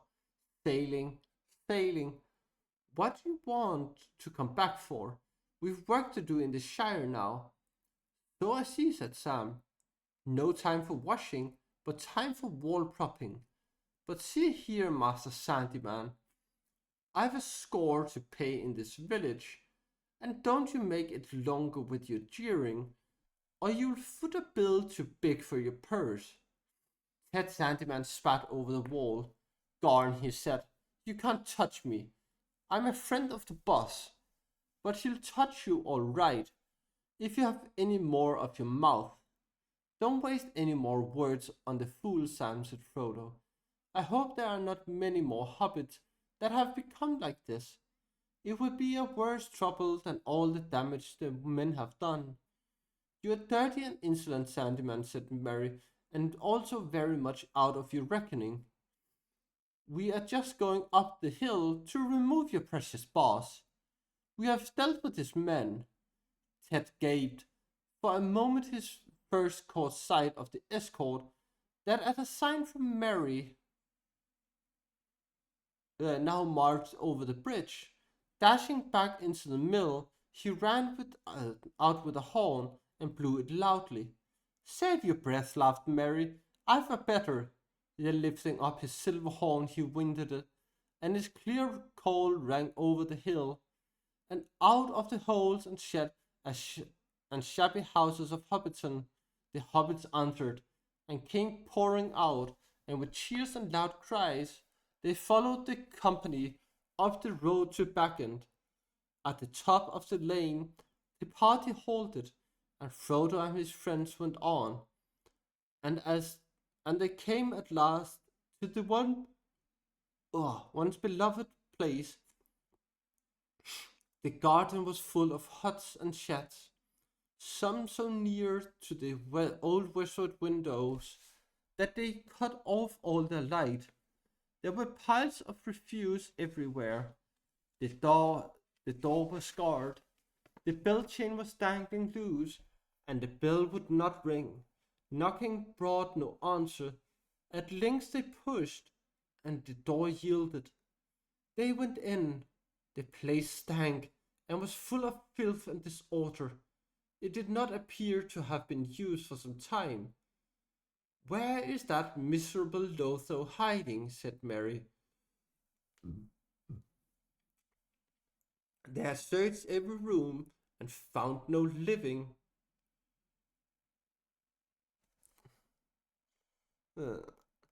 thing save rats and mice.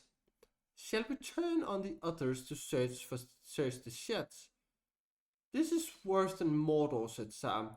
Much worse in a way. It comes home to you, as they say. But it is home, and you remember it before it was all ruined. Yes, this is Mordor, said Frodo. Just one of his works.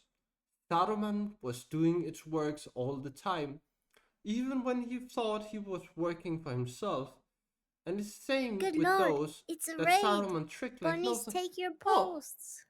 hi, Lemon. Hi. Well, come in. Snooze that. You, ads.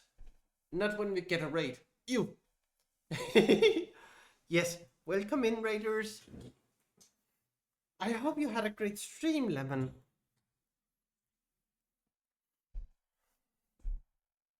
Yes, just squeezing in. And hello from the bunny. And hello from Snuffy. Hello.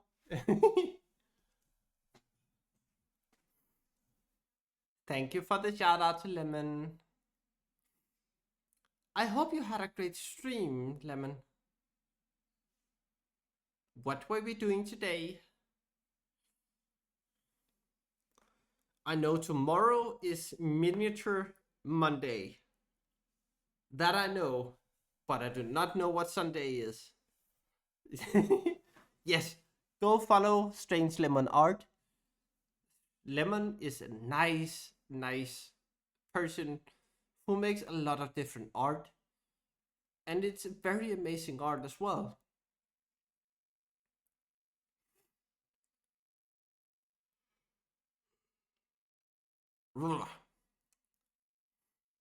Ooh, acrylic painting from last summer. That's nice. Well, I am very good at the moment. I am preparing for my exam, and then I'm preparing to go to New Zealand. And just a couple of weeks ago, I came home from Gin.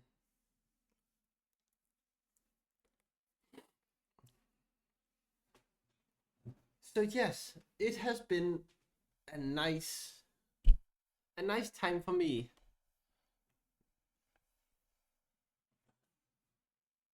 Oh, if you want to share your works, you should just be able to post it directly in chat.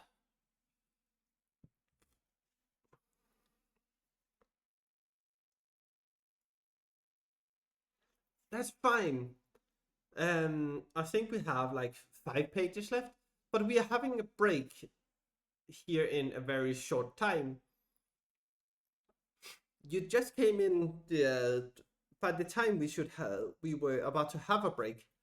But go eat, go do self-care, and remember, self-care is sexy. So yes. So I just think we'll have a longer break now.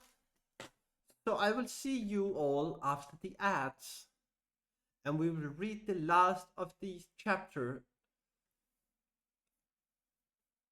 and get to the last chapter of the book. So I will see you all when the ads have finished in around 5 minutes time. So see you all in about 5 minutes.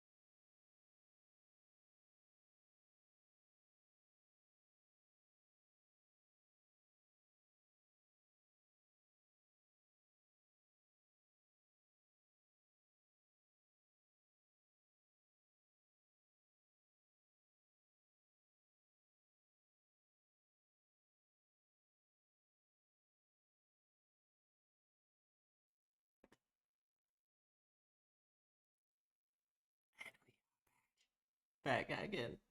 Yes, we are back to read some more of Middle Earth lore. Yes. It's awesome. Yes, it is. It's awesome.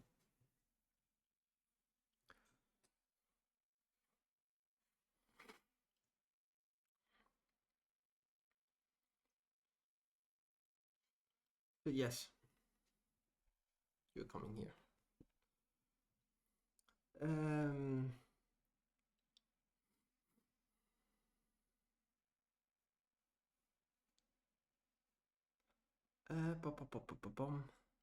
Mary looked round in dismay and disgust. Let's get out, he said. If I had known all of the mischiefs had been caused, I should have stuffed my pouch down Saruman's throat. No doubt, no doubt. But you did not, and so I am able to welcome you home. There, standing at the door, was Saruman himself, looking well fed and well pleased. His eyes gleamed with malice and amusement. A sudden light broke on Frodo. Sharky, he cried.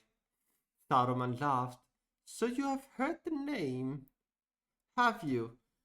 All my people used to call me that in Isengard, I believe. A sign of affection, possibly.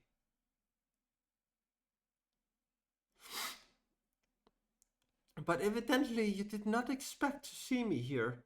I did not, said Frodo, but I might have guessed. At little mischief in a mean way. Gandalf warned me that you were still capable of it. Quite capable, said Saruman, and more than a little. You made me laugh, you hobbit lordlings. Riding along with all those great people, so secure and so pleased with your little selves. You thought you have done very well out of it all. Could now just amble back and have a nice quiet time in the country. Saruman's home could be all wrecked, and he could be turned out, but no one could touch yours. Oh no, Gandalf would look after your affairs. Saruman laughed again. Not he. When his tools have done their task, he drops them. But you must go dangling after him, dawdling and talking, and riding round twice as far as you needed. Well, thought I, if they're such fools, I will get ahead of them and teach them a lesson. One ill turn deserves another. It would have been a sharper lesson if you'd only given me a little more time and more men. Still, I've already done much that you will find it hard to mend or undo in your lives, and it will be pleasant to think of that, and set it against my injuries. Well, if that is what you find pleasure in, said Frodo, I pity you. It will be a pleasure of memory only, I fear. Go at once and never return. The hobbits of the villages had seen Saruman come out of one of the huts, and at once they came crowding up to the door of Backend. When they heard Frodo's command, they murmured angrily, Don't let him go. Kill him. He's a villain and a murderer. Kill him. Saruman looked round at the hostile faces and smiled. Kill him, he mocked. Kill him. If you think there are enough of you, my brave hobbits. He drew himself up and stared at them darkly with his black eyes. But do not think that even when I lost all my goods, I lost all my power. Whoever strikes me shall be accursed, and if my blood stains the Shire, it shall wither and never again be healed. The hobbits recoiled, but Frodo said, Do not believe him. He has lost all power, save his voice that can still daunt you and deceive you if you let it. But I will not have him slain. It is useless to meet revenge with revenge. It will heal nothing. Go, Saruman, by the speediest way. Worm, worm, Saruman called, and out of a nearby hut came Wormtongue, crawling almost like a dog. "To the road again, worm," said Saruman. "These fine fellows and lordlings are turning us adrift again. Come along." Saruman turned to go, and Wormtongue shuffled after him. But even as Saruman passed close to Frodo, a knife flashed in his hand, and he stabbed swiftly. The blade turned on the hidden mailcoat and snapped. A dozen hobbits, led by Sam, leaped forward with a cry and flung the villain to the ground. Sam drew his sword. "No, Sam," said Frodo, "do not kill him, even now, for he has not hurt me, and in any case I do not wish him to be slain in this evil mood. He was great once, of a noble kind that we should not dare to raise our hands against. He is fallen, and his cure is beyond us. But I would still spare him, in hope that he may find it." Saruman rose to his feet and stared at Frodo. There was a strange look in his eyes, of mingled wonder and respect and hatred. "You have grown, halfling," he said. "Yes, you have very much grown. You are wise and cruel. You have robbed my revenge of sweetness, and now I must go hence in bitterness, in debt to your mercy. I hate it, and you. Well, I go, and I will trouble you no more, but do not expect me to wish you health and long life. You will have neither. But that is not my doing, I merely foretell." He walked away, and the hobbits made a lane for him to pass, but the knuckles widened as they gripped on the weapons. Wormtongue hesitated, and then followed his master. "Wormtongue," called Frodo, "you need not follow him. I know of no evil you have done to me. You can have a rest and food here for a while, until you are stronger and can go your own ways." Wormtongue halted and looked back at him, half prepared to stay. Saruman turned. "No evil?" he cackled. "Oh no! Even when he sneaks out at night, it is only to look at the stars. But I hear someone ask where Paul Lotho is hiding. You know, don't you, Worm? Will you tell them?" Wormtongue cowered down and whimpered. "No, no." "Then I will," said Saruman. "Worm killed your chief. Poor little fellow, your nice little boss. Didn't you, Worm? Stabbed him in his sleep, I believe. Buried him, I hope. Though Worm has been very hungry lately." "No, Worm is not really nice. You had better leave him to me." A look of wild hatred came into Wormtongue's red eyes.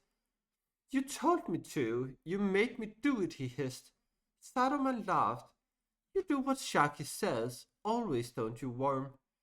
Well, now he says, follow." He kicked Wormtongue in the face as he groveled, and turned and made off. But at that something snapped.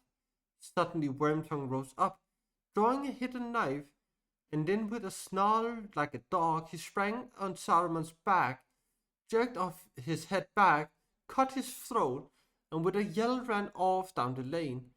Before Frodo could recover or speak a word, 3 hobbits' bows twinkled and Wormtongue fell dead. To the dismay of those that stood by, about the bloody body of Saruman a grey mist gathered, and rising slowly to a great height, like the smoke from a fire, as a pale shrouded figure it loomed over the hill. For a moment it wavered, looking to the west, but out of the west came a cold wind, and it bent away, and with a sigh dissolving into nothing. Frodo looked down at the body with pity and horror, for as he looked it seemed that long years of death were suddenly revealed in it, and it shrank and shriveled. Face became rags of skin upon a hideous skull, lifting up the skirt of the dirty cloak that sprawled beside it. He covered it over and turned away. "And that's the end of that," said Sam. "A nasty end, and I wish I need not have seen it, but it's a good riddance." "And the very last end of the war, I hope," said Merry. "I hope so," said Frodo and sighed. "The very last stroke. But to think that it should fall here at the very door of backend, among all my hopes and fears, at least I never expected that. I shan't call it the end till we've cleared up the mess, said Sam gloomily. And that'll take a lot of time and work. And that was the end of today's reading. And we will find somewhere to go. Do anyone have somewhere we can go and have a little bit of fun? So Jen, can I get the raid messages, please and thank you.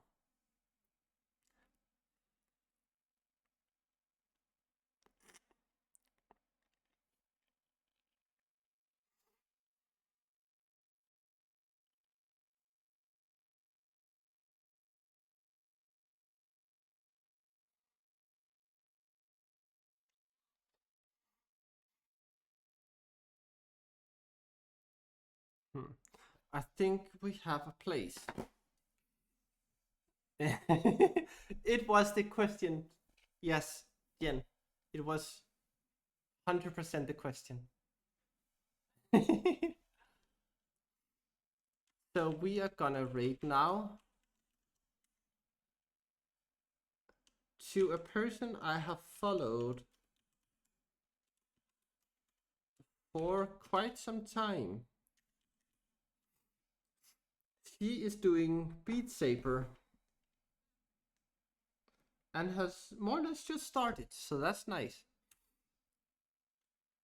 So let's go and say hi to Macmillan, who is playing Beat Saber at the moment.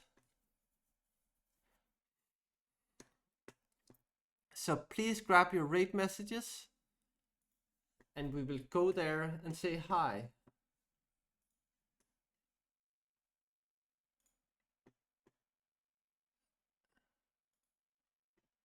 And yes, take care everyone. I will see you all.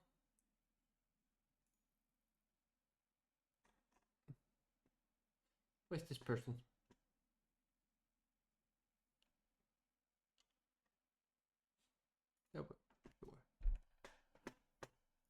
I will see you all on Sunday. And remember, it's the last chapter on Sunday.